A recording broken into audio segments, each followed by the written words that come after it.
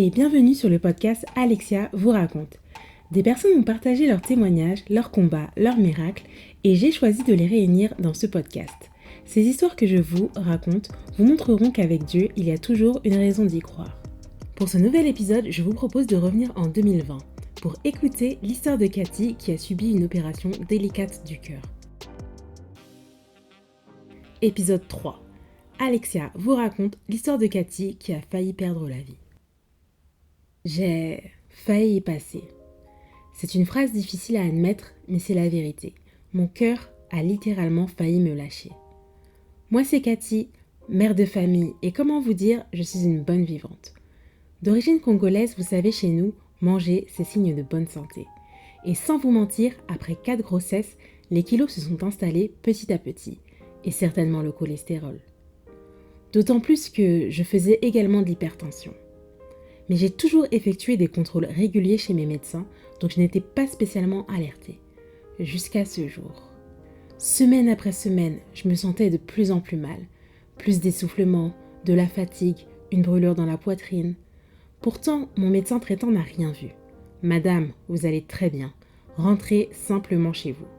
J'étais persuadée que quelque chose ne tournait pas rond, mais je lui faisais confiance. Pourtant, un matin, je me réveille avec une douleur dans la poitrine. Bon, un Doliprane et ça va passer. Le lendemain, la douleur était toujours là, plus forte. Le moindre mouvement était devenu difficile. Se lever, marcher, monter les escaliers. J'étais loin d'imaginer que c'était mon cœur qui souffrait. Je me disais, du repos et ça va passer. Le surlendemain, j'étais de plus en plus faible. D'autant plus que je m'apprêtais à passer un week-end seule à la maison. Mon mari était parti en voyage et ma fille venait tout juste de partir en week-end de 3 jours à Londres. Cette douleur de plus en plus forte ne voulait pas me quitter. Seule, j'implorais le Seigneur.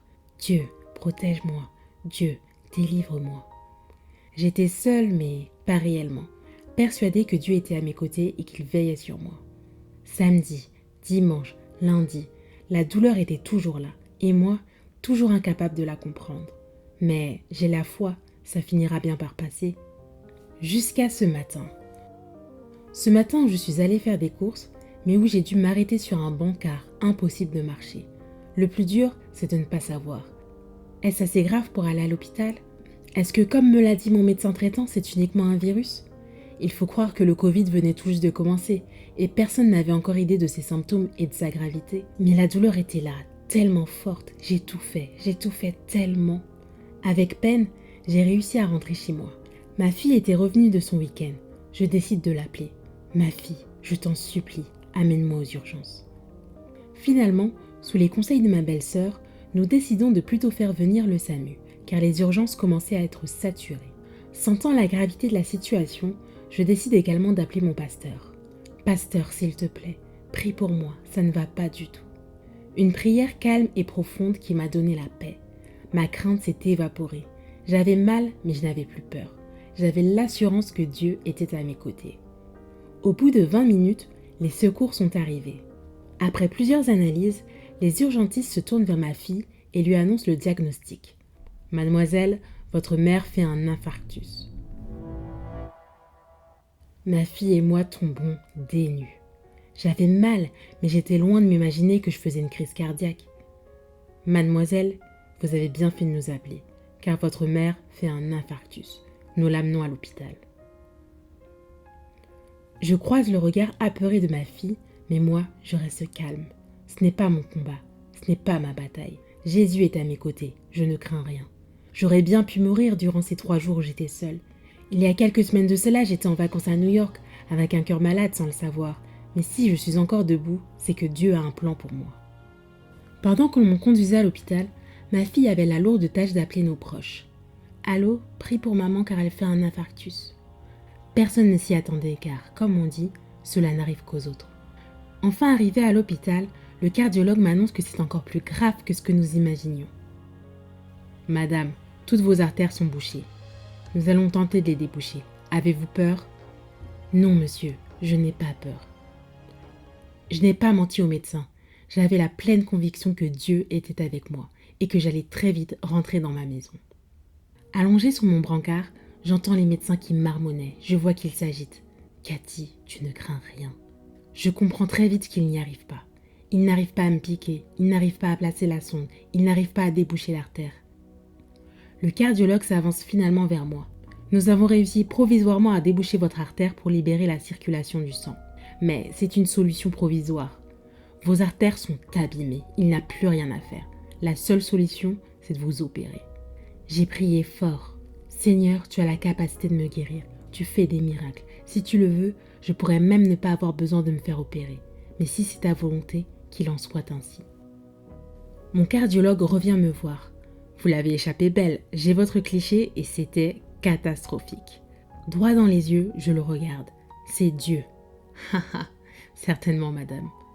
Puis, il m'explique que je vais être transférée dans un hôpital à Paris pour une opération du cœur.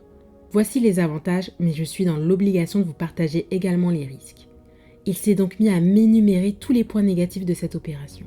Vous pouvez faire un arrêt cardiaque, vous pouvez faire une hémorragie interne, vous pouvez ne pas vous réveiller.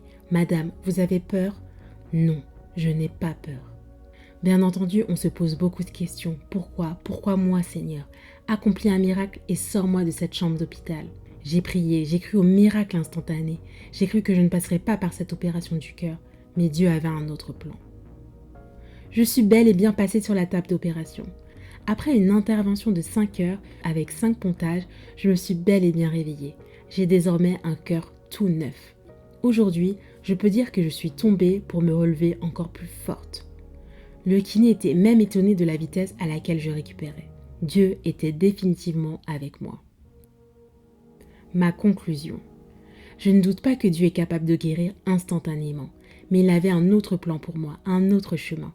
Je voyais petit, mais lui voyait grand. Je m'imaginais rentrer chez moi avec une solution alternative, mais lui me voyait rentrer chez moi avec une solution définitive, un cœur tout neuf.